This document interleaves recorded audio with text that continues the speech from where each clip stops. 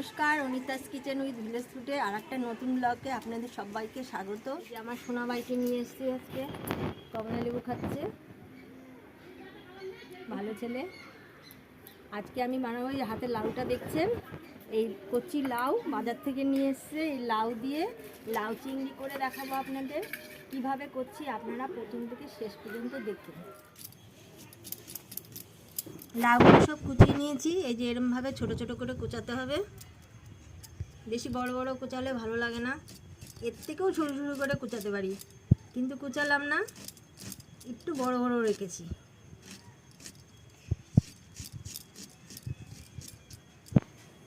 সব কটা লাউ কুচানো হয়ে গেছে। এবার কড়াই বসিয়ে দিয়েছি, কড়াই গরম হয়ে গেছে। এবার কেটে রাখা লাউগুলো দিয়ে দিলাম।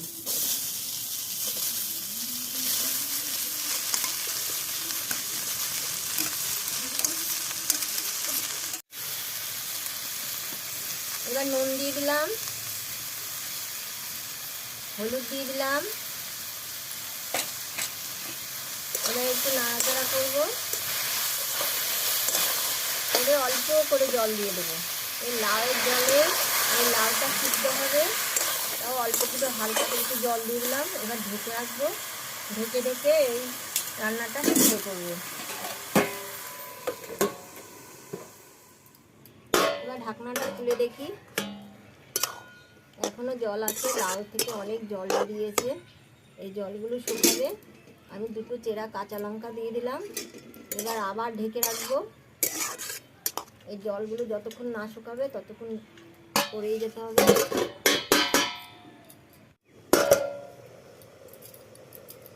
এবার ঢাকনাটা খুলে নিলাম। এবার লাউটা সিদ্ধ হয়ে গেছে, এবার নামিয়ে নেব।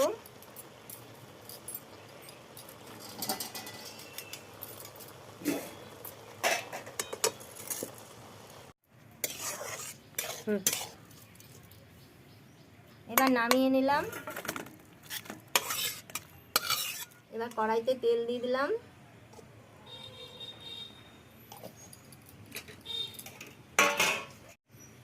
এই যে চিংড়ি মাছ নিয়েছি, চিংড়ি মাছগুলো কেটে ধুয়ে নুন হলুদ দিয়ে মাখিয়ে রেখেছি। এবার এই চিংড়ি মাছটা ভেজে নেব। একবারে সম্বাদ দেবো, সম্বাদ দিয়ে চিংড়ি মাছটা ভেজে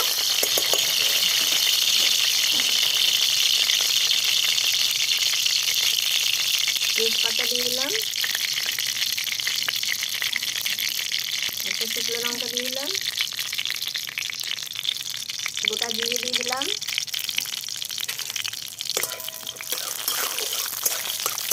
এবার চিংড়ি মাছগুলো দিয়ে দিলাম।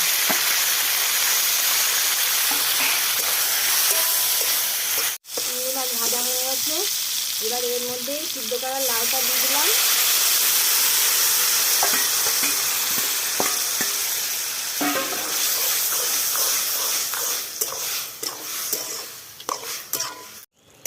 এবার এই চিংড়ি মাছের মাথা আর লেজটা ছিল, এই চিংড়ি মাছের মাথা আর লেজটা ছিল, সেটা বেটে এই যে এরকম তার জুসটা বের করে ফেলেছি, করে এটা দিয়ে দিলাম। এটা দিলে পরে এই লাউ ঘন্টে কোনো এই চিংড়ি মাছের ঝোলে দিলে খুব ভালো লাগে খেতে, সেন্টও ভালো হয়, খেতেও ভালো হয়। এবার এর মধ্যে এই যে জিরের গুঁড়ো দিয়ে দিলাম,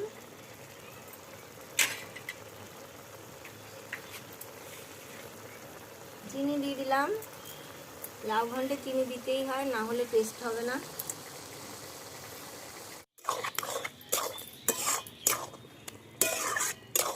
এখন একটু মজবে, এই যে জলটা শুকাবে, তারপরে নামাবো।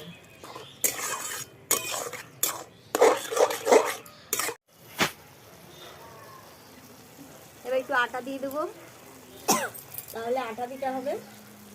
একটু সামান্য নুন দিয়ে দিলাম, আর ধনে পাতা দিয়ে দিলাম কটা। এখন শীতের মধ্যে সব কিছু ধনে পাতা দিলে ভালো লাগে। আমরা সব কিছু তরকারিতেই ধনে পাতা দিয়ে রান্না করি। হয়ে গেছে চিংড়ি, এবার নামিয়ে নেব। এবার লাউ চিংড়িটা হয়ে গেছে, এবার নামিয়ে নিচ্ছি।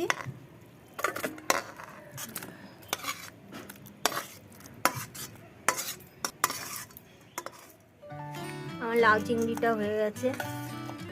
এই যে আমি যেভাবে লাউ চিংড়িটা তৈরি করেছি আপনারা দেখবেন, দেখে আপনাদের ভালো লাগলে আপনারা অবশ্য করে আমার লাইক করে দেবেন আর কমেন্ট করবেন, আর সবার সাথে আপনাদের আত্মীয় স্বজন সবার সাথে শেয়ার করবেন।